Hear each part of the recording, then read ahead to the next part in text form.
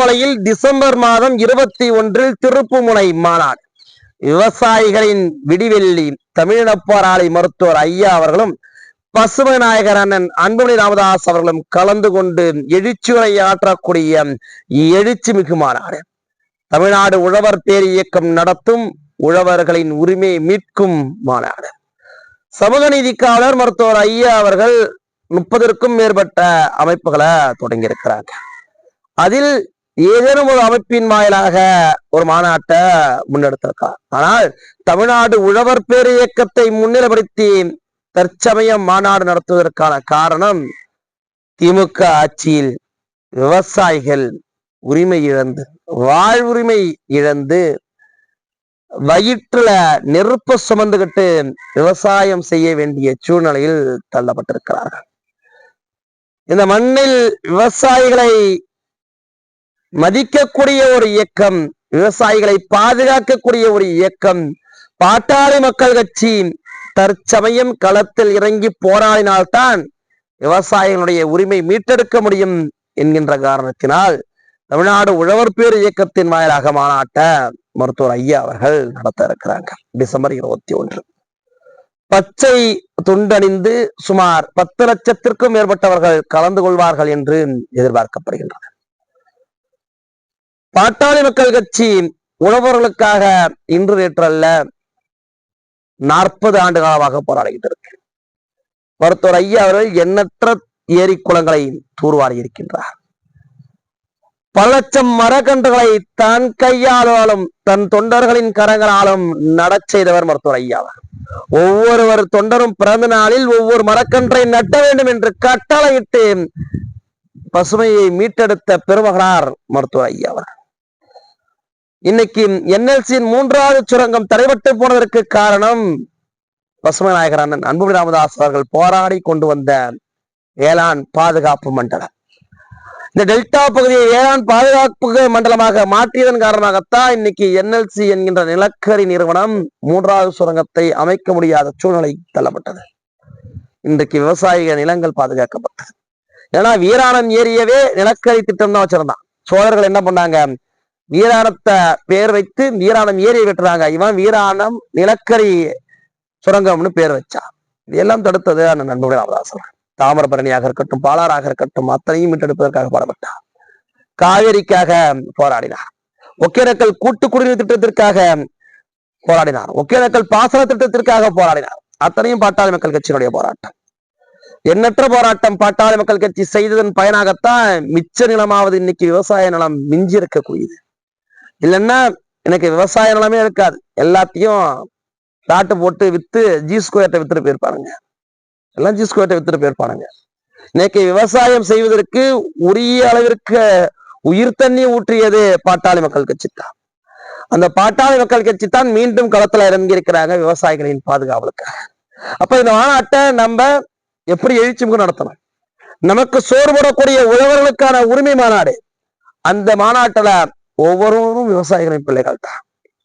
இன்னும் வேளாண்மையை ஒரு தொழிலாக பாராமல் வேளாண்மையை ஒரு சேவையாக கடமையாக நினைக்கக்கூடியவர்கள் நம் முன்னோர்களும் நாமும் நம் பெற்றோர்களும். அப்படியான சந்ததியில் வந்த நாம் எவ்வளவு எழுச்சியாக இந்த மாநாட்டில் கலந்துக்கிறோம். இன்றிலிருந்தே அதற்கான வேலையை தொடங்கும். இன்னும் 1 மாத காலம் கூட இல்லை, 29 நாட்கள் தான் இருக்கு. அந்த கடைசி 9 நாட்கள் மாநாட்டு பரபரப்புல ஓடிடும். இந்த 20 நாட்கள்ல மிக தீவிரமாக நம்ம செயலாற்றணும். அதற்கான வேலையைத்தான் உழவர் பேர் இயக்கத்தினுடைய மாநில தலைவர் அண்ணன் ஆலயமணி அவர்களும், மாநில செயலாளர் முன்னாள் சட்டமன்ற உறுப்பினர் அண்ணன் வேலுச்சாமி அவர்களும் ஒவ்வொரு மாவட்டமாக பயணம் மேற்கொண்டு சுற்றுப்பயணம் மேற்கொண்டு அதற்கான பணிகளை தொடங்கி இருக்கிறாங்க. பசுமை மாநாடு பாட்டாளி மக்கள் கட்சியினுடைய உழவர் பேர் இயக்க மாநாடு. இதற்கு எப்படி களமாடி திட்டமிட்டு நாம் உழவர்களை திரட்டி திமுக அரசை உழவர்களின் பக்கம் கவனம் ஈர்க்க செய்ய வேண்டும் என்பதற்கான அத்தனை வழிமுறை சூத்திரங்களையும் அவர்கள் கிளிப்பிள்ளைக்கு சொல்வது போல ஒவ்வொரு கூட்டத்திலும் சொல்லி செல்கிறார்கள். அதனை பின்பற்றி நாம் மாநாட்டிற்கான பயண திட்டத்தை இப்பொழுதே தொடங்கணும். உதாரணத்திற்கு நான் கடலூர் தெற்கு மாவட்டத்தினுடைய இளைஞரணி செயலாளர். அப்ப இளைஞரணி செயலாளருடைய வேலை என்ன? ஏதோ மாவட்ட செயலர் கூடயே போயிட்டு வர்றது மட்டுமா? இல்ல. இல்லைன்னா இது மாதிரி கிட்ட வீடியோ பேசி வாயால வட சொல்றதா? இல்ல. இது களமாடக்கூடிய ஒரு பதவி. களமாடிய காரணத்தினால்தான் இந்த பதவியுமே நமக்கு அளிக்கப்பட்டது. என்எல்சி போராட்ட காலத்துல நாம நின்னோம். ஏதோ 10க்கு 10 ரூம்ல உட்காந்துக்கிட்டு வீடியோ போட்டு பேசிட்டு கடந்துடல. பல தேர்தல் காலத்துல வீதியில இறங்கி நாம நின்னோம். போராட்ட காலத்துல நின்னோம். 2020ஆம் ஆண்டு டிசம்பர் மாசத்துல ஐயா நடத்திய போராட்டத்துல கலந்தோம். ஏன் 2008ஆம் ஆண்டு சமச்சீர் கல்வி போராட்டத்துல இருந்து கலந்துகிட்டு வரோம். அப்ப நம்ம போராடிய பழகப்பட்ட காரணத்தினால, போராட்டம் களம் கண்டதுனால, களத்தில் இறங்கி அரசியல் செய்ததுனால நமக்கு ஒதுக்கப்பட்டிருந்தாங்க. உள்ளாட்சி தேர்தல் கடந்த காலங்கள்ல உள்ளாட்சி இடைத்தேர்தல் எல்லாமே கூட நம்மளுக்கு ஒதுக்கப்பட்ட பகுதியில ஆயிப்பேட்டை என்கின்ற கிராமம், கீழப்பாளையம் ஊராட்சி ஒன்றியத்துல மாவட்ட கவுன்சிலருக்கு, மாவட்ட இளைஞர் செயலாளர் நீங்க தான் இதுக்கு இன்சார்ஜ் பொறுப்புன்னு வாய்ப்பளித்தாங்க. வாய்ப்பு கொடுத்தால் நிரூபிப்போம். அப்படி அங்க வாய்ப்பளித்த போது அத்தனை பூத்துலையும் திமுக முன்னிலை வைத்துட்டு வந்துச்சு. பணம் பணம் பணம் கொடுத்து. ஆனால் ஆயிப்பேட்டை கிராமத்துல எங்களுக்கு ஒதுக்கப்பட்டிருந்த வார்டுல பாட்டாளி மக்கள் கட்சி முந்தி திமுகவை பின்னுக்கு தள்ளியது. அதற்கு 99 விழுக்காடு காரணம் ஆயிப்பேட்டை கிராமத்தைச் சேர்ந்த உண்மையான ஐயாவின் விசுவாசிகள். 1 விழுக்காடு இந்த சிறியவன் இளையவனுடைய உழைப்பாது இருந்திருக்கும் என்பதனால இதை சொல்றேன். அதே போன்று ஆயிப்பேட்டை நமக்கு ராசியான ஊர். நெய்வேலி சட்டமன்ற தொகுதியில ஆயிப்பேட்டை கிராமம் முன்னாள் மாவட்ட செயலராக இருந்த சசிகுமார் அவர் மூலமா ஒதுக்கப்பட்டுச்சு நமக்கு. அன்புமணி தம்பிகள் படைக்கு ஜூம் மீட்டிங்ல திரட்டி அந்த பணிக்கு. அப்போ கூட அந்த கிராமத்தைச் சேர்ந்த துடிப்பு மிக்க மாவட்ட வன்னியர் சங்கத்தினுடைய தலைவராக செயலராக இன்னைக்கு இருக்கக்கூடிய ஆயிப்பேட்டை ராஜேந்திரன் அவருடைய ஒத்துழைப்போடு அன்னைக்கு சின்னையா அவர்கள் அந்த கூட்டத்திலே பாராட்டுகின்ற வண்ணம் நாம அந்த கூட்டத்துல பெருந்திரளான கூட்டத்தை அங்க திரட்டி பெண்களை திரட்டி ஐயாவோட சின்னையாவோட பேச வச்சிருந்தோம். அது மூன்று எண்ணற்றது. பெரிய பாக்கியசாலை சின்னையா அவர்களால 2-3 முறை சின்னையா அவர்கள் என் பெயரை சொல்லி வாழ்த்து பெற்றேன் என்றால் நான் இன்னும் இந்த கட்சிக்கு எந்த அளவுக்கு உழைக்கணும், நன்றி கடனை செலுத்துறதுக்கே இன்னும் 100 ஆண்டு காலம் உழைக்கணும். ஐயா வாங்கி கொடுத்த இடஒதுக்கீட்டிற்கு நன்றி கடன் செலுத்துறதுக்கு இன்னும் 100 ஆண்டு உழைக்கணும். அதன் பின்பாக இந்த இடஒதுக்கீட்டிற்காக தபால் கொடுப்பதற்காக இப்ப ஆற்றிய பணியிலிருந்து சின்னையா அவர்களை பாராட்டியிருந்தாங்க. அதே போன்று நம்ம போராட்ட காலத்துல என்எல்சி போராட்டம் மலையமாதேவி கிராமத்துல இருக்கிறப்ப அதை சேர்த்தே தப்பு 4 ரோட்டை தாண்டி யாரும் போக முடியாதுன்னாங்க. ஆனால் அத்தனை தடையும் மீறி அன்னைக்கு உலகமே கண்ட காட்சிகள் அத்தனையும் இன்னைக்கு நான் பேசிட்டு இருக்கிறேன் இல்லையா, இன்னைக்கு காணொலி எடுத்துட்டு இருக்கலையே இந்த கேமரா போன்ல எடுத்ததா அன்னைக்கு உலகமே பார்த்துச்சு. அன்னைக்கு அத்தனை செய்தி ஊடகங்களுக்கும் சென்று இந்த அக்கிரமங்களை அராஜகத்தை நம்ம கொண்டு போய் சேர்த்தோம். அதையும் கடந்து போராட்ட காலத்திலையும் ஒரு போராளியாக நாம் இடம்பெற்றோம். அது ஒரு கள போராளிக்கு அடைய அர்த்தம். நம்ம வாயால மட்டுமே உடச்சுட முடியாது, களத்துக்கும் போகணும் என்பதற்காக நான் சொல்றேன். அப்படியாக நான் மாவட்ட இளைஞரை செயலர்னா மாவட்ட செயலர் அனுமதியோடு நாம் என்ன பண்ணணும், ஒவ்வொரு கிளைக்கும் சென்று இளைஞர்களை திரட்டுவதற்கான ஒன்றிய செயலரோட ஒத்துழைப்போடு பாட்டாளிகளுடைய அரவணைப்போடு அந்த வேலையை செய்யணும். மாவட்ட செயலர் வாய்ப்பளிப்பார், அந்த வேலையை நம்ம செய்வோம். ஒவ்வொரு கிராமத்திற்கும் சென்று கிளை இதை ஒதுக்கணும். இப்ப எனக்கு ஒரு பிரிக்கப்பட்ட ஒன்றியம் 30 ஒன்றியம் இருக்குன்னா 30 ஒன்றிய இளைஞரணி தலைவர்களுக்கு திரட்டி அவர்களுக்கு வாகனம் தேவைன்னா அந்த வாகன தேவையை ஏற்பாடு செய்து அதற்கு ஏற்றவாறு மாவட்ட இளைஞர் சேர்னா வாகனத்தை ஏற்பாடு செய்யணும் தான். பேட்டுக்க வேண்டியதான் மாவட்ட இளைஞர் சேர்னு பொறுப்பேற்று வேணாலும் போக வேண்டியதான். 30 வண்டி போகுது 20 வண்டி போகுதுன்னா வண்டி வச்சுங்கன்னா வண்டியை வச்சு பேரை போட்டுட்டு போக வேண்டியதான். இப்படியாக களத்துல திரட்டக்கூடிய வேலையை செய்யறோம். இதை நாங்கள் மாவட்ட செயலர் அனுமதி பெறுவோம். மாவட்ட செயலர் அனுமதி பெற்று உடனுக்குடனாக அந்த பணியை துரிதப்படுத்துவோம். ஏன்னா மாநாடு என்பது சாதாரணமாக அத்தனை பேருடைய உழைப்பு வேணும். மாவட்ட செயலர் மட்டுமே எப்படி உழைச்சிட்டு இருக்க முடியும், கூட நாமும் சேர்ந்து உழைத்தால் மட்டுமே அது சாத்தியப்படும். ஏன்னா மாவட்ட செயலர்கள் என்பது 3 சட்டமன்ற தொகுதி சுமார் 10 லட்சம் வாக்காளர்களை நிரம்பி இருக்கக்கூடிய பகுதியாக இருக்கும். தோராயமாக 8 லட்சம் மார்க்குகளாக இருக்கும். அப்படி பகிர்ந்தளித்துத்தான் ஒரு பணியை செய்ய முடியும்.